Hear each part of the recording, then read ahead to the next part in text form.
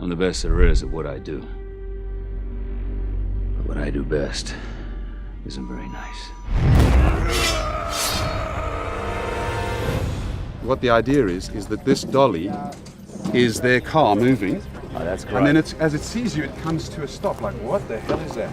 Hugh and I think it was X2, talked about the Japanese story, the Silver Samurai and Wolverine's love story with Mariko. Doing that, spinning that off and doing that as a standalone movie. We then went to Fox, and Fox liked the idea, they rightfully so, said you should set the roots first. Set down his origin so everybody knows who he is, where he came from, how he got the adamantium in him. The fans of the X-Men movies know Wolverine as a character who has a certain badass attitude and is a bit of a loner, but is also quite compassionate.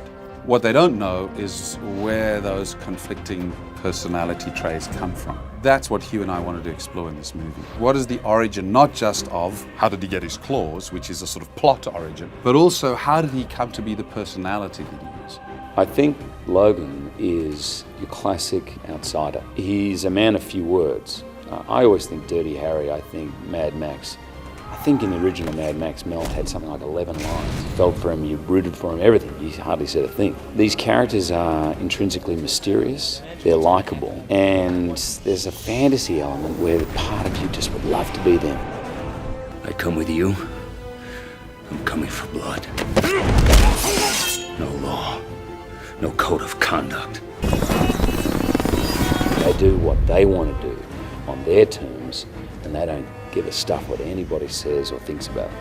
I mean, there's something just incredibly attractive about that. He's a tragic hero, almost an anti-hero. You know, he has no memory, so he has no life to relate to. And the animalistic side of him is very attractive. He's fearless and therefore unpredictable. And I think as a movie character, as a presence, that's just so mesmerizing, a character that you don't know what they're gonna do. This is a beloved character precisely, I think, because he has greater emotional range than many other traditional comic book characters. The origin story, certainly for a superhero, is incredibly important because it shows the audience who they were before they are this legendary character.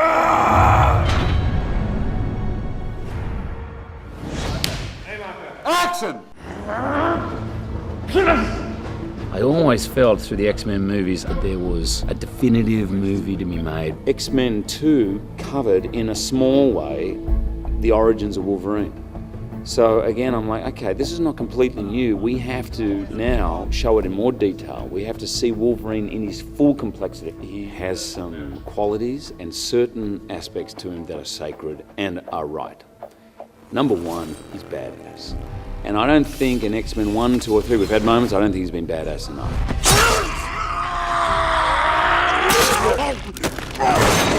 There's a tremendously famous line that I'm sure every fan knows that Wolverine has, where he says, "I'm the best there is at what I do, but what I do best isn't very nice." And I found that line particularly intriguing. A sort of superhero with a certain degree of self-loathing and uncertainty about his nature. I feel he's a little deeper and darker in this movie than he was in the other three. He's a very serious killing machine. Hugh, by nature, is a sweetheart. You never met a nicer guy. And I think initially it took him a while to find the loner, the outcast, the sometimes miserable guy that Logan can be. And then movie after movie, he went there. This time, rather than playing off a familiar group, it was incumbent upon him to find all that himself and carry that on alone. My mantra on this Wolverine film, to everybody who's involved in it, is that we have to exceed expectations. We can't just do another really good movie. It's got to be that much more. We've got to make him tougher, rougher, we've got to make the action bigger, brighter, all of that. I wanted everything to be better.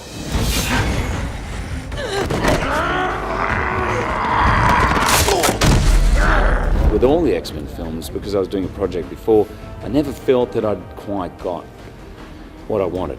I'd never had him looking exactly as I wanted him to look. I always had this image in my head that didn't seem to appear when I watched the final film, and I wanted him to look a little frightening. I didn't want him to look like, wow, he's in good shape, cool. I wanted people to look at him like I remember looking at Robert De Niro in Cape Fear and just going, oh shit. this guy's freaky, this is scary. I wanted veins popping out, I wanted it to look animal.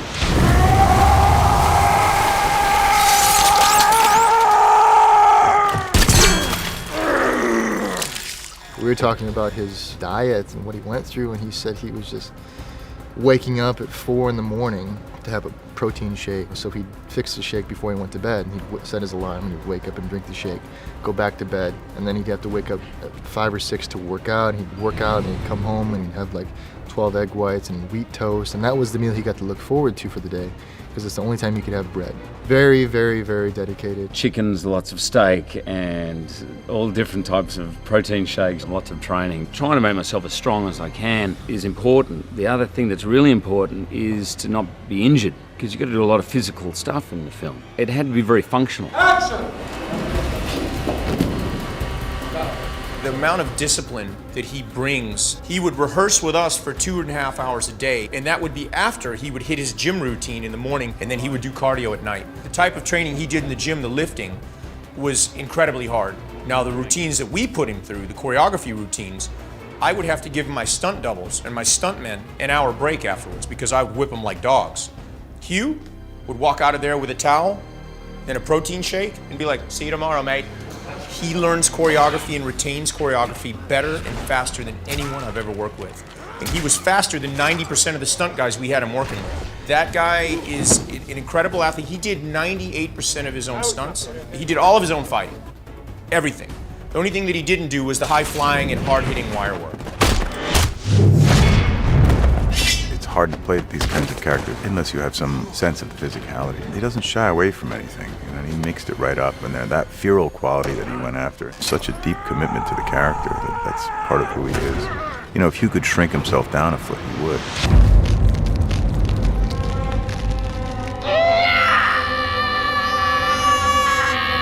The decision to put the bone claws in Logan came along with the script of going way back into his childhood. And those were hard to figure out. ADI, who did the makeup for the show, developed these bone claws. They're a little different than the adamantium claws, so there was a lot of new design work that had to happen. Logan's bone claws are revealed when he's a child. We looked at a lot of different reference material like rattlesnake teeth, especially baby rattlesnake teeth. They're kind of clearish, and then you see a vein or a nerve running through them, a kind of squiggly nerve. And we all really liked that idea. There's an effect when the bone claw pops out, it's a little bit translucent, and then it goes opaque, almost as if when it hits the air, it starts to dry or mature or harden. We also had to then design the adult version of Logan's bone claws, and there was a lot of discussion there. And so we were sculpting away. We were making bone claw after bone claw, lots of different maquettes that we'd photograph from different angles and review and look. And so it was a round-robin process that went on for a while, and finally we landed on the look of the bone claws. These are cast out of a translucent urethane resin, so it's a 2-part resin, and it gives a little bit of a light transmission, so it looks a little bit more like bone and less like, you know, the opaque metal. Ooh, shiny. The adamantium claws themselves were pretty much executed in the same way that they have been in the other films, because they've had 3 movies to perfect that, and they work quite well. Today, we're going to witness medical history. Today, we're going to create Weapon X. We decided that we should make the adamantium tank resemble the adamantium tank that we're all used to, but different than how we showed it in X-Men 2. We showed it a little shinier, a little cleaner, a little more experimental, a little more scientific, as opposed to the tank that Logan stumbles upon years later, which is all decrepit and filthy, and that's when Stryker explains a bit of what happened to him. I know that the production design in there is not exactly the same as in the other X-Men. The reason for that is that just from an overall design point of view, I felt I could get more out of reconstructing that set because a lot more happens inside that adamantium tank set than happened in the earlier movies where they were just quick flashbacks. So I felt we needed more space, more volume. I needed people on different levels to look down on the tank. Whereas what happens in the other movie is it's kind of flashbacks to him in a tank. And the world around it, therefore, didn't have to be as elaborate. So it was decided pretty early on that we would take the liberty of, he's at Alkali Lake, here's our version of Alkali Lake. Designing the mix of the three metals that make adamantium was high on his list, so you actually see them mixed together to form the metal, and it's a hot process. We have these big devices that are over Wolverine that basically drill into his skin and inject the bones and so forth of the adamantium. Hugh actually was lying in this tank with a little breathing apparatus, and the effects guys pumped in air and so forth to make the water look turbulent. The rigs themselves, they were all machined out of metal and so forth. They actually moved in. We didn't have needles on them because it was just too dangerous to have all these needles sticking into Hugh in the water. So we added those digitally later. And the close-ups, the needles in the head and so forth, were all done in post. So when he first comes up out of the water, once he gets his adamantium, his body's driving these needles out of him, and he's healing rather rapidly. He gets shot in the head by Agent Zero, and for the first time, you see the adamantium under his skin.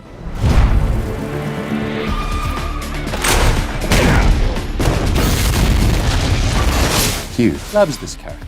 He truly loves this character. And I think both of us have a far greater understanding and respect for why fans love these characters than we knew before we came into this world.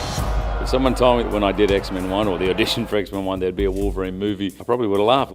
I remember getting these sides and they had Logan's claws come out, snicked, S-N-I-K-T.